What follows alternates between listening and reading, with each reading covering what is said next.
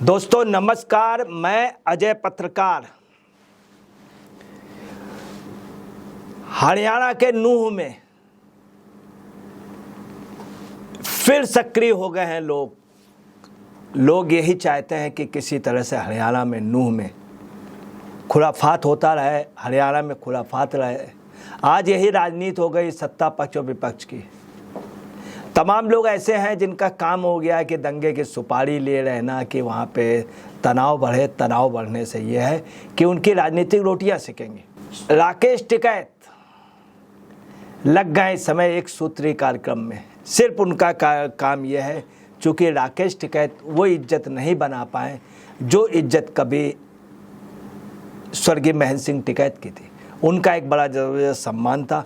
उनकी पंचायत में जो भी डिसीजन होते थे उसको जाट समाज ही नहीं, खाप ही नहीं, पूरा क्षेत्र मानता था, हर बिरादरी मानता था, हर एक को बना। परंतु कभी भी महेंद्र सिंह टिकैत सांप्रदायिक उस पर नहीं पड़े, इन सबसे ऊंचे थे। इसलिए उनकी जो रैलियाँ थी वो कोई नहीं। राकेश टिकैत उनकी नकल करना चाहते हैं। सतपाल मलिक भी, दोनों ही उस लेवल के लीडर नहीं, ना ही उतना त्याग है। सतपाल मलिक एक सत्ता भोगी रहे हैं, हर दल में रहे। उनका अनुभव यही कि हर दल में रहे, हर दल से उनका लालच रहा। उनको किसी ने भी कुछ भी कर दिया तो कहना नहीं चाहिए। लोग ये भी कहते हैं सतपाल मलिक का कोई भरोसा नहीं, कोई भी दल अगर उनको कौड़ा फेंक दे तो उनके साथ है। ये दोनों लोग सभी पार्टियों से टिकट मांग रहे हैं, सभी कोई पार्टियां नहीं दे रही हैं। ये किसान आंदोलन करके पंजाब के किसानों को लेके इन्होंने चुनाव भी लड़ा, मगर बहुत बुरी तरीके बेइज्जती हुई राकेश टिकैत की। अब राकेश टिकैत क्या कह रहे हैं कि नूंह में जो ब्रज यात्रा निकल रही है, अगर वो निकली तो हम किसान रैली निकालेंगे। साथ में वो फिल्मी डायलॉग से क्या बोल रहे हैं, सुन ले सरकार, यदि रैली निकली तो तारीख भी हमारी होगी, जगह भी हमारी होगी।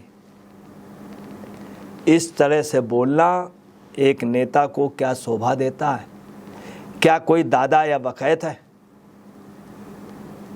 सब लोग इनको कह रहे हैं कि राकेश बकैत। जिस तरह से बोल रहे हैं, कभी जाटों की इस तरह की भाषाएं नहीं रही। अब राकेश टिकैत चाहते क्या हैं?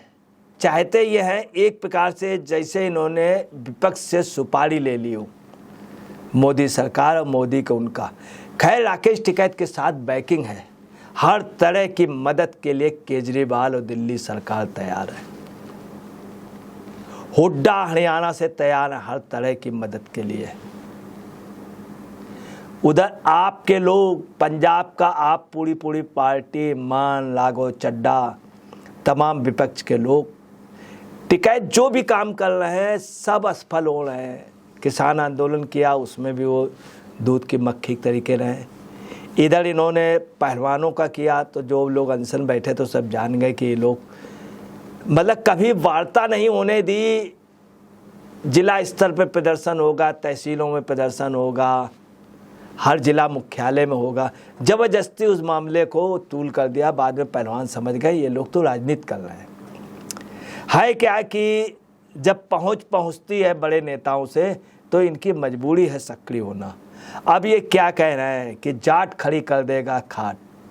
तो आपको बता रहे हिंदुस्तान में वहीं जाटों का क्या कहना है कि जाट बेवजह किसी की नहीं खड़ी करता है खाट। और जाट समाज इतना समझदार है, इतना डिसिप्लिन पे रहता है। दूसरा सम्मान बहुत है अपने से बड़े का। जाट वहाँ करता है जहाँ अन्याय हो रहा है, वहाँ पे अपनी कुर्बानी देता है, अन्याय नहीं होने देता। यहाँ तो कोई अन्याय या कोई हिंसा की बात नहीं, मगर टिकैत एक कोशिश कर रहे हैं किसी तरह से तनाव हो जाए। अब है क्या, नूंह में जो यात्रा निकल रही थी, कलश यात्रा, ब्रजवासी यात्रा, उसको वहाँ पर सहारा रेस्टोरेंट के पास जो जमशेद का रेस्टोरेंट था वहाँ से पथरा हुआ। और कुछ योजनाबद्ध तरीके से पहले से लोग वेल प्लान में थे। मुस्लिम समाज में कुछ ऐसे लोग जो राजनीति करना चाह रहे थे, तमाम राजनीतिक नेताओं ने, विपक्ष के नेताओं ने उनको फाइनेंस करके, उनको करके किसी तरह से इस यात्रा पे कुछ लोग जा कर के पथराव कर दो, गोली चला दो और कुछ वो कर दो, तो उससे क्या है, यात्रा रुक जाएगी और वोट पोलराइज हो जाएगा।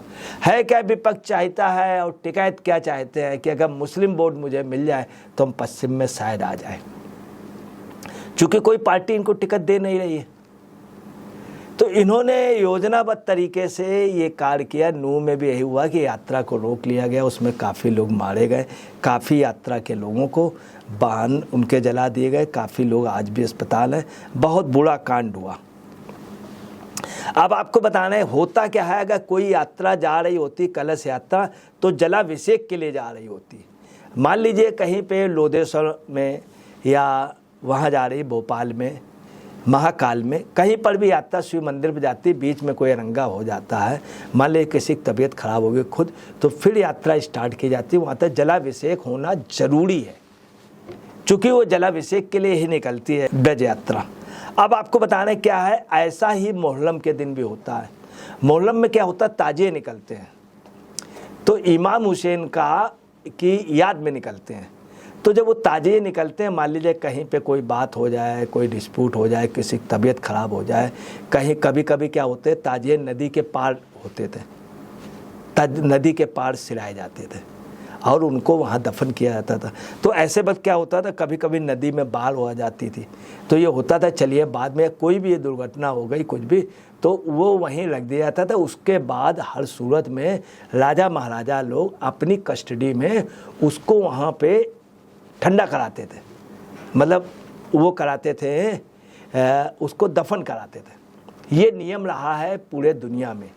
यही जलाभिषेक का भी है कि जलाभिषेक तो कराना ही पड़ेगा, क्योंकि जहाँ पे जलाभिषेक होता है लास्ट पॉइंट पे, वहाँ पर तो कराना अब नल्हेड़ी की बात है, नल्हेड़ी में ये कोई कार्यक्रम नहीं होने देना चाहिए। राकेश टिकैत ऐसा व्यक्ति है जिसने सही चीज़ भी इसमें नहीं बोली।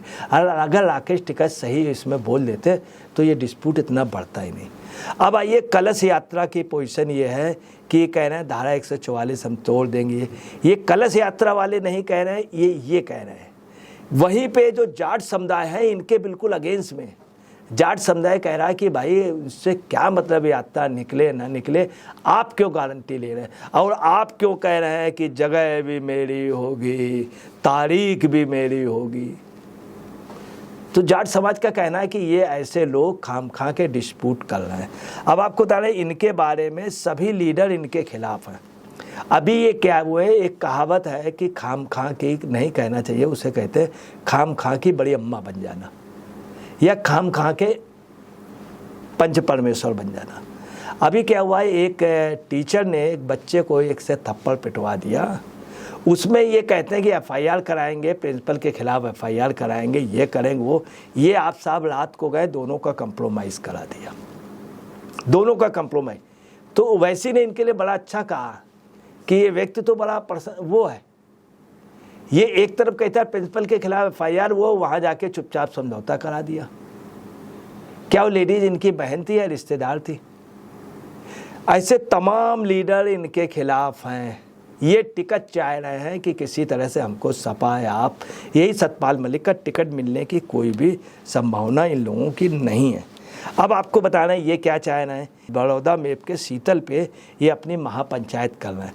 किसी ज़माने जब महापंचायत होती थी, आप सुने इतनी बड़ी होती थी, उसमें डिसीजन होते थे इतने गजब के कि पूछे नहीं। मतलब जुडिशरी तक आप समझ ले, उस समय रिटायर्ड जजेज इनके डिसीजन पढ़ते थे, सुनते थे, रिटायर्ड जज, कि कितना सटीक इन लोगों का डिसीजन, एक एक चीज़ बारीकी। उसमें ये भी होता था कि जो जाट जो पंचायत का मेन होता था, अगर उसके रिश्तेदार के खिलाफ कोई मामला आया तो तुरंत वो सज़ा देता था, और सज़ा भी बड़ी कड़ी सज़ा होती थी। ये थी पंचायत। अब ये महापंचायत हर जगह गए हैं, कुछ लोग आते हैं, चूँकि ये आउटडेटेड हो गए, फुस पटाखे हो गए, कहना नहीं चाहिए। एक प्रकार से इन्होंने सुपारी ली। आज इन्होंने इतना गंदा बोला, इतना गंदा बोले, दो तरह के हिंदू हैं, एक नौरंगिया और एक हिंदुस्तानी। नौरंगिया को बताया नागपुर का, हिंदुस्तानी अपने। फिर इन्होंने कहा कि इस पार्टी में मुरली मनोहर जोशी, अडवाणी, इन सब की नहीं सुनी, आम जनता की क्या सुनी। इनको चुप करा दिया बोलने, इनके डट का ये लोग इंतज़ार कर रहे हैं, इनका डट चाह रहे हैं और लोटे में फूल लेके घूमेंगे। इस तरह की बात किसी भी नेता ने विपक्ष के नहीं कही है, ना ही अखिलेश ने, ना ही कभी मुलायम सिंह जब जीवित थे उन्होंने कही, ना ही खड़गे ने कही, ना सोनिया जी ने कही और ना ही राहुल ने कही, किसी ने नहीं कही। ये कह रहे हैं कि लोटा लेके घूमेंगे। मतलब इस तरह की इतनी वैसी बात हुई रफ टफ, जो ये बताती है कि यह शख्स का नेतृत्व से कितना अगला हट गया और इनका असली चेहरा वो। ये चाय क्या रहे हैं, ये चाय ये रहे हैं कि किसी तरह से डिस्प्यूट हो जाए हिंदू मुस्लिम, मुझे मुस्लिम वोट ठोक में मिल जाए तो कोई पार्टी टिकट दे देगी, मैं जीत जाऊँगा। नमस्कार, मैं अजय पत्रकार।